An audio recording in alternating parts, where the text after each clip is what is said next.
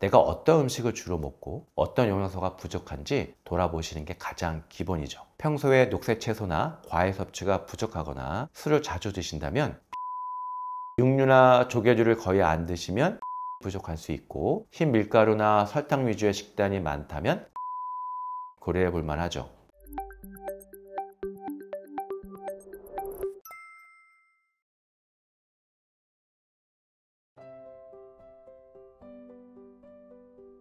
영양제라고 하면 왠지 비타민부터 떠오르기가 쉽죠. 그래서 이렇게 많은 비타민들은 다들 비슷한 효능을 가질지, 어떻게 다를지 궁금해할 수 있는데요. 영양제의 종류는 진짜 다양하죠. 우선 영양제를 크게 나눠보면 탄수화물, 단백질, 지방 3대 영양소가 있고, 연료를 공급하고 근육이나 조직을 만드는 데 쓰이는 기본 뼈대죠. 반면 비타민이나 미네랄은 소량만 필요하지만 없으면 안 되는 조력자 역할을 해요. 에너지를 직접 만들어내지는 않지만 3대 영양소가 제대로 쓰이도록 돕고, 우리 몸 곳곳에서 대사나 면역, 항산화 작용, 뼈와 혈액 건강을 챙겨줍니다. 비타민 B군은 에너지 생성에 필수적이고, 비타민 C는 항산화와 면역 기능에 도움을 줍니다. 비타민 D는 뼈 건강에, 비타민 A는 시력이나 피부 건강에, 비타민 E는 세포 손상 예방에 중요한 역할을 하죠. 내가 어떤 효능이 필요한지 확인하고 골라 먹는 게 좋겠죠. 미네랄도 중요해요. 마그네슘, 아연, 칼슘, 크롬 같은 무기물 원소들은 뼈와 치아 형성, 적혈구 생산,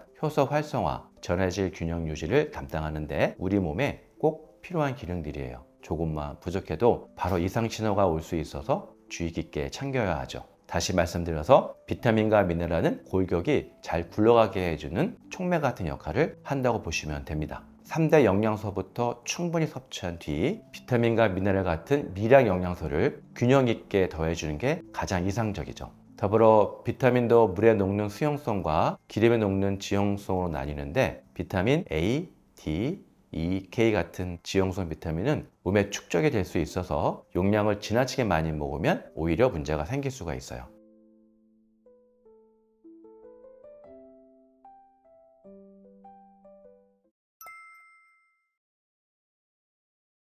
당뇨 질환이 해당이 될 텐데요. 혈당 관리를 위해 섭취하면 좋을 비타민과 미네랄 중에서 비교적 객관적 근거가 쌓여 있고 임상적으로도 많이 거론되는 영양소부터 살펴보겠습니다. 비타민 C, 비타민 B, 비타민 D가 좋습니다. 비타민 C는 염증 수준을 낮추고 산화 스트레스를 억제해서 인슐린 감수성을 개선하는 데 도움이 될 수 있다고 알려져 있어요. 염증이나 산화 손상은 인슐린이 수용체와 결합하는 것을 방해할 수 있기 때문이죠. 비타민 C가 포도당과 경쟁적으로 당화 반응을 억제하거나 간세포 내에 혈당 관리에 중요한 역할을 하는 AMPK 효소를 활성화할 가능성이 제시되기도 했었죠. 다만 이러한 부분이 사람 대상의 대규모 임상 연구로 명확히 입증된 것은 아직 많지 않아서 실제 효과는 좀 더 연구가 필요합니다. 그래도 하루 500에서 1000mg 정도로 꾸준히 섭취하면 항산화 측면이나 혈관 건강 등에 도움을 줄 수 있다는 의견이 많기 때문에 챙겨 드시면 좋을 것 같습니다.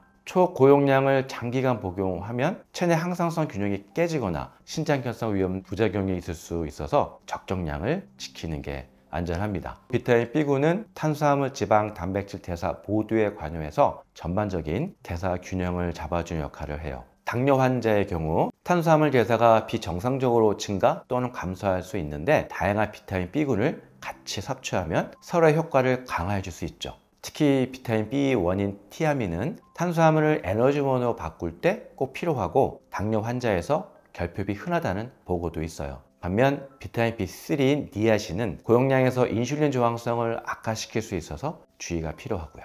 췌장의 베타세포나 말초 조직에도 비타민 D 수용체가 있어서 잘 작동하면 베타세포에서 인슐린 분비가 촉진되고 말초 조직에서 포도당을 좀 더 효율적으로 사용할 수 있습니다. 미네랄 중에서도 당뇨와 관련해 특별히 많이 언급되는 것은 마그네슘, 크롬, 아연 정도가 있어요. 마그네슘은 인슐린 수용체와 결합해 활성화해서 인슐린 감수성을 개선하는 데 도움을 줍니다. 보통 성인 기준 하루 300에서 400mg 정도의 마그네슘 섭취가 권장되고, 견과류나 녹색잎 채소에 마그네슘이 제법 들어있죠. 음식으로 먼저 챙겨보고 부족하면 보충제도 고려할 수가 있어요. 크롬은 인슐린이 수용체에 달라붙을 때 매개체 역할을 하는데, 크롬이 부족하면 감수성이 떨어져서 혈당 조절이 힘들어질 수가 있어요. 대략 하루 50에서 200 마이크로그램 정도 권장되지만 그 이상 먹는 고용량의 안전성은 확실치가 않아요. 브로콜리, 통곡물, 견과류 등 식품에 존재하지만 농도는 비교적 낮은 편이어서 보충제를 고려할 필요가 있습니다.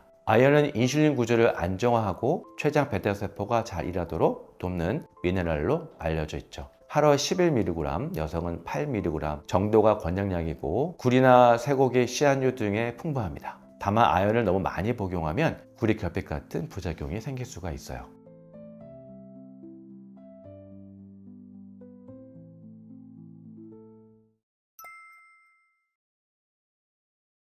혈당 조절에는 약이나 식단 조절, 운동, 생활습관 개선이 핵심이에요. 그 중에서 비타민이나 미네랄 같은 영양소는 어디까지나 보조하는 개념으로 생각하시면 좋습니다. 내가 어떤 음식을 주로 먹고 어떤 영양소가 부족한지 돌아보시는 게 가장 기본이죠. 평소에 녹색 채소나 과일 섭취가 부족하거나 술을 자주 드신다면 비타민 C나 비타민 B 그리고 마그네슘 같은 영양소가 부족하기 쉬워요. 육류나 조개류를 거의 안 드시면 아연이 부족할 수 있고 흰 밀가루나 설탕 위주의 식단이 많다면 크롬 섭취를 고려해 볼 만하죠. 당뇨 전 단계이거나 혈당에 신경 쓰이신다면 그래도 연구가 많이 쌓인 영양소 위주로 골라보시는 게 신뢰도가 좀 더 높겠죠. 하지만 일단 식단으로 충분히 섭취하고 있다면 꼭 보충제가 필요한 건 아니에요. 그리고 연구가 많다고 해서 의약품처럼 입증된 것은 아니니까 부족분을 채워주는 보조 개념으로 생각하는 것이 좋습니다. 사람마다 유전, 복용 중의 약물, 영양 상태가 다 다르니까 효과도 제각각일 수 있고 무조건 많이 먹으면 좋다기보다는 본인 상황에 맞는 영양소를 챙기는 게 좋아요. 혈당 관리에 비교적 연구가 많이 된 영양소로는 크롬, 마그네슘, 비타민 D 정도가 꼽혀요. 크롬은 혈당 조절을 돕는 대표 영양소로 많이 알려졌고 마그네슘은 부족해지면 인슐린 저항성이 올라갈 수 있고 당뇨 환자분들은 혈당이 높으면 소변으로 마그네슘이 많이 빠져나가는 경우가 있어서 결핍이 생기기가 쉽습니다. 비타민 D는 인슐린 민감도나 인슐린 분비와 연관된 연구가 꽤 있습니다. 아연은 연구가 점점 늘기는 했지만 대규모 임상시험은 아직 상대적으로 적은 편이고요. 비타민 C는 혈당 수치 자체를 직접 개선한다는 건 아직 제한적이에요. 비타민 B군은 당뇨 합병증 예방이나 신경 손상 등에 도움이 될 수 있다고 많이 거론됩니다. 그럼 어떤 조합이 좋냐라고 물으시면 한 가지 예를 들어 말씀을 드리면 당뇨가 있거나 혈당이 높을 거라고 생각되시는 분들은 마그네슘, 크롬, 비타민 B군 정도가 먼저 추천될 수 있어요. 왜냐하면 당뇨가 있는 분들은 마그네슘이 빠져나가거나 세포에 잘 들어가지 못해서 부족할 수가 있고 정제 탄수화물을 많이 드시는 경향이 있을 수 있기 때문에 그런 소비가 많아지고 크롬도 쉽게 결핍될 수 있기 때문이죠. 당뇨약 중에 메트포르밀 드시는 분들은 비타민 B12가 부족해질 위험성이 있고 당뇨 환자는 에너지 대사에 필요한 B1도 더 요구될 수가 있어요. 그리고 당뇨 합병증 예방을 위해서도 비타민 B군 보충이 전반적으로 도움이 될 수 있습니다.